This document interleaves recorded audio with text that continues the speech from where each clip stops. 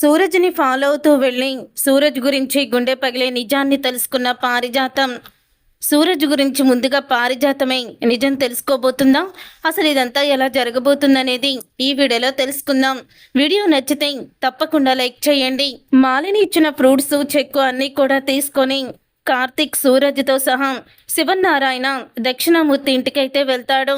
వాళ్ళ ఇంటికి దగ్గర కారు ఆగేసరికి ఇక్కడికి తీసుకొచ్చారేంటి అని సూరజ్ అడగడంతో కార్తీక్, శివనారాయణ షాక్ అయిపోతూ అదేంటి ఈ ఇల్లు ఎవరోదో నీకు తెలుసా అని అడుగుతూ ఉంటాడు శివనారాయణ. లేదు సార్ తెలీదు అని సూరజ్ అనేసరికి మరి ఏదో తెలిసిన వాళ్ళలాగా ఈ ఇంటికి తీసుకొచ్చారేంటి అని ఎందుకు అడిగావు అని శివనారాయణ సూరజ్ని ప్రశ్నిస్తాడు. అప్పుడే ఇక సూరజ్ ఇలా అంటాడు, అది సార్ అంటే ఈ ఇంటికి తీసుకొచ్చారేంటి అని నా మాట పూర్తవకుండానే మీరు నన్ను నిలదీస్తున్నారు అని శివనారాయణతో చెప్తాడు సూరజ్. అప్పుడే ఏంటి నువ్వు పూర్తి చేయలేని ఆ మాట అని అడగడంతో అదే సార్ ఈ ఇంటికి తీసుకొచ్చారేంటి, ఇది బంధువులు ఇల్లా అని నేను అనబోయాను. ఇంతలోకి మీరే ప్రశ్న జవాబు అన్నీ చెప్పేస్తున్నారు అని చెప్తూ ఉంటాడు సూరజ్.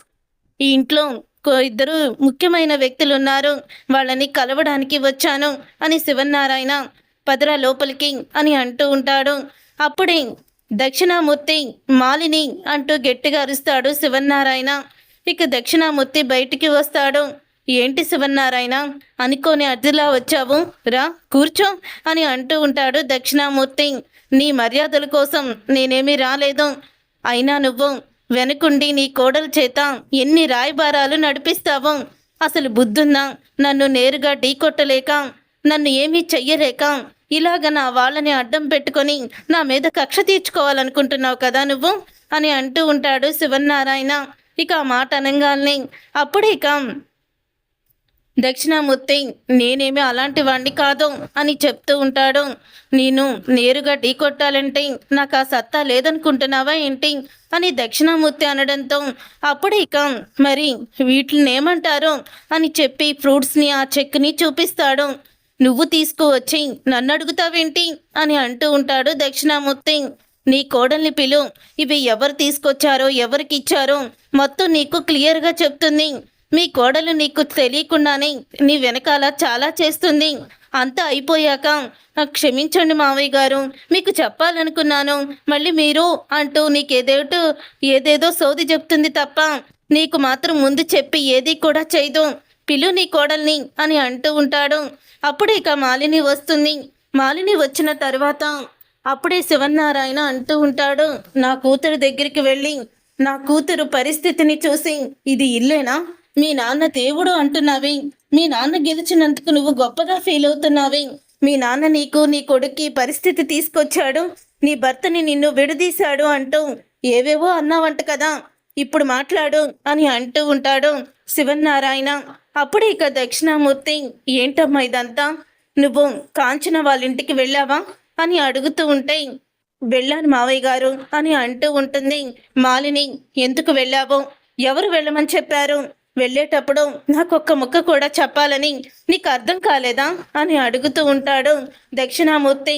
అది మావయ్య గారు వాళ్ళ ఇంటికి వెళ్ళి వాళ్ళకి చెక్ ఎందుకు ఇచ్చావు, ఈ పెద్ద మనిషి వాళ్ళని పట్టించుకోవడం లేదు, మనవడు మనవరాలు అంటూ దీపని కార్తిక్ని ఈయన వెనకాలే తిప్పుకుంటూ ఈయనకి బిజినెస్లో ప్రాబ్లం వచ్చినా దేని పోటీలో గెలవాల్సి వచ్చినా వీళ్ళిద్దరు పని చేస్తారు, కానీ వీళ్ళను మాత్రం ఆ మనవరాలు ఏదో అగ్రిమెంట్ రాయించుకుందని ఆ మనవరాలకు చెప్పిందంతా కూడా తల ఊపుతూ కార్తిక్ని పనివాణ్ణి చేశారు, దీపని పని మనిషిని చేశారు.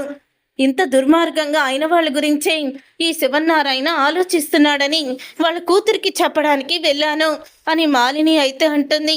అప్పుడే ఇక ఆ మాట విని దక్షిణామూర్తి, విన్నావు కదా, వీళ్ళని అవసరాలకి వాడుకొని వీళ్ళని నీ మనవరాల మాట విని పనివాళ్ళని చేసావంట కదా, అందుకే నా కోడలు తెలియచేయాలని వచ్చింది అని అనేసరికి అంటే నీ కోడలు గొప్పేమీ లేదంటావు, నీ కోడల్ని తప్పు లేదు గొప్పగాని చెప్పుకుంటావు అని అంటూ ఉంటే అవును, నా కోడలు ఏది చేసినా ఆలోచించే చేస్తుంది అని అనగాల్ని అప్పుడే ఇక శివనారాయణ చెప్తాడు, చూడు నన్ను నేరుగా ఢీ కొట్టాలంటే దొంగదారులు వెతుక్కోకండి, నేరుగా నాతోనే ఢీ కొట్టండి, అంతే తప్ప చెప్పుల్ని కొనేయడం పోటీలో గెలవాలనుకోవడం, ఇలాగా బంధువుల మధ్య చిచ్చు పెట్టడం, గొడవలు పెట్టడం, ఇలాంటి చీప్ పనులు చెయ్యొద్దని నీ కోడలికి చెప్పు దక్షిణామూర్తి. నా మనవడు నన్ను అర్థం చేసుకుంటాడు. నన్ను బాగా అర్థం చేసుకునేది నా మనవడు ఒక్కడే. వాడికి లేని నొప్పి నీకెందుకు అని చెప్పి వెళ్ళి, ఇంకా నా వాళ్ళ జోలికి వచ్చినా, ఇంకోసారి ఇలాంటి రాయబారాలు నడిపినా మర్యాదగా నీకు మర్యాద ఉండదు అని అంటూ ఉంటే, ఏంటి మావయ్య గారు మీరేంటి అంత నెమ్మదిగా చెప్తున్నారు అని అంటూ ఉంటుంది. అప్పుడే సుమిత్ర ఎంట్రీ ఇచ్చి అలా అనడంతో అప్పుడు సుమిత్ర ఇంటికి రావడం చూసి దక్షిణామూర్తి, అమ్మ సుమిత్ర వచ్చావా అని అంటూ ఉంటాడు. నేను నీ కూతురుగా ఇంట్లో అడుగు పెట్టలేదు, శివనారాయణ గారి కోడలుగా అడుగు పెట్టాను. ఏంటి మాకు గొడవలు పెట్టడానికి నీ కోడలు డబ్బు ఆశ చూపిస్తున్నట్టు కదా, ప్రతిదాన్ని డబ్బుతో కొనేయలేమని నీ కోడలికి చెప్పు దక్షిణామూర్తి అని సుమిత్ర అనడంతో, అది కాదు సుమిత్ర అని మాలిని మాట్లాడబోతూ ఉండగా మాలిని చెంప పగలగొడుతుంది సుమిత్ర.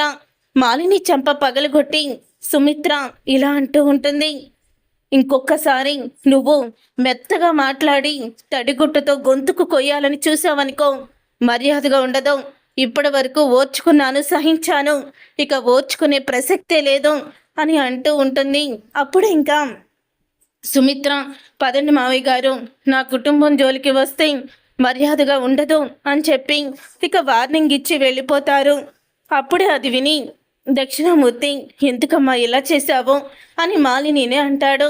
తర్వాత సుమిత్రని కార్తీక్ అడుగుతూ ఉంటాడు, ఏంటత్త ఆవేశం, ఎందుకు నువ్వు ఇలా చేసావని అడుగుతూ ఉంటే, లేకపోతే ఏంట్రా అందరినీ డబ్బుతో కొనాలని ఆ మాలిని అనుకుంటూ ఉంటే చూస్తూ ఊరుకుంటానా అని చెప్పి సుమిత్ర కూడా అంటుంది. అసలు ఈ విషయం నీకెవరు చెప్పారు అని అనగానే మావయ్య గారు చెప్పే ఇక్కడికి వచ్చారు, ఇక నాకు కోపం ఆగలేక నేను వెనకాలే వచ్చేసాను అని అంటూ ఉంటుంది సుమిత్ర అలా అనేసరికి ఒక్కసారి ఇక షాక్ అయిపోతూ ఉంటాడు. పక్కనే ఉన్న సూరజ్ కూడా. తరువాత ఇంట్లో జరిగిందంతా కూడా తెలియడంతో అప్పుడే ఇక అంటూ ఉంటుంది పారిజాతం, ఆ మాలిని అసలు మామూలు మనిషి కాదండి అని పారిజాతం కూడా తిడుతూ ఉంటుంది మాలినిని. ఇదంతా ఇలా జరుగుతూ ఉండగానే పారిజాతం వాటర్ తాగుదామని చెప్పి ఇక కిందకి వస్తుంది. అలా కిందకి వచ్చేసరికి అప్పుడే ఏదో బైక్ సౌండ్ అయితే వినపడుతుంది పారిజాతానికి. కిటికీలో నుంచి బయటికి చూసేసరికి సూరజ్ అర్ధరాత్రి పూట బైక్ మీద వెళ్తూ ఉంటాడు. అప్పుడే అది చూసిన పారిజాతం, ఈ టైంలో ఈ సూరజ్ గాడు ఎక్కడికి వెళ్తున్నాడు అని అనుకుంటూ వెంటనే కారు తీసుకొని తను కూడా సూరజ్ వెనకాలే ఫాలో అవుతూ అయితే వెళ్తుంది. అప్పుడే సూరజ్ ఒక చోట ఆగుతాడు. అలా ఆగుతూ ఉన్నప్పుడే మరొక కారు వచ్చి సూరజ్ ముందు ఆగుతుంది. కారులో నుంచి మాలిని దిగుతుంది. దూరంగా కారు ఆపి నడుచుకుంటూ వచ్చిన పారిజాతానికి మాలిని అలాగే సూరజ్ ఇద్దరు కూడా మాట్లాడుకోవడం చూసి షాక్ అయిపోతూ ఉంటుంది. ఇదేంటి అర్ధరాత్రి వచ్చి ఈ సూరజ్ గాడు ఈ మాలినితో మాట్లాడుతున్నాడు అని స్టన్ అయిపోతూ ఉంటుంది. అప్పుడే ఇంకా, అమ్మా అత్తయ్య నిన్ను కొట్టినందుకు బాధపడుతున్నావా? ఆ క్షణంలో అత్తయ్య నిన్ను కొట్టినప్పుడు నాకు ఎంత కోపం వచ్చిందో తెలుసా అని అంటూ ఉంటాడు సూరజ్. ఎప్పుడైతే సూరజ్ మాలినిని అమ్మ అని పిలిచాడో ఇక ఒక్కసారి పారిజాతం షాక్ అయిపోతూ ఉంటుంది. ఇక మాలిని అంటుంది, ఇలాంటివి మనకి ఎదురు పడుతూనే ఉంటాయి, కానీ మనం అనుకున్నది సాధించాలంటే నువ్వు నా కొడుకు అని, దక్షిణామూర్తి మనవుడు అని వాళ్ళకి తెలియకూడదు. తెలియకుండా ఇప్పటి వరకు మేనేజ్ చేస్తూ వచ్చావు, కానీ ఇప్పుడు కూడా నువ్వు జాగ్రత్తగానే ఉండాలి అని అంటూ ఉంటుంది మాలిని. ఇక మాలిని అన్న మాటలకి ఒక్కసారి షాక్ అయిపోతూ ఉంటుంది పారిజాతం. అంటే ఈ సూరజ్ గాడు దక్షిణామూర్తి మనవడు ప్లాన్ చేసి ఇంట్లోకి అడుగు పెట్టాడనమాట. అమ్మో వీడు ఎంత గుండెలు తీసిన బంటు అని షాక్ అయిపోతూ ఉంటుంది పారిజాతం. చూసారుగా ఫ్రెండ్స్, రాబోయే కథలో ఖచ్చితంగా ఇలాగే జరగబోతుంది. మరి ఇలాగే జరగాలని మీరైతే కోరుకుంటున్నారా? అయితే వీడియోని తప్పకుండా లైక్ చేసి ఛానల్ని సబ్స్క్రైబ్ చేసుకొని పక్కనే ఉన్న గంట సింబల్పై ఆల్ అని క్లిక్ చేయండి.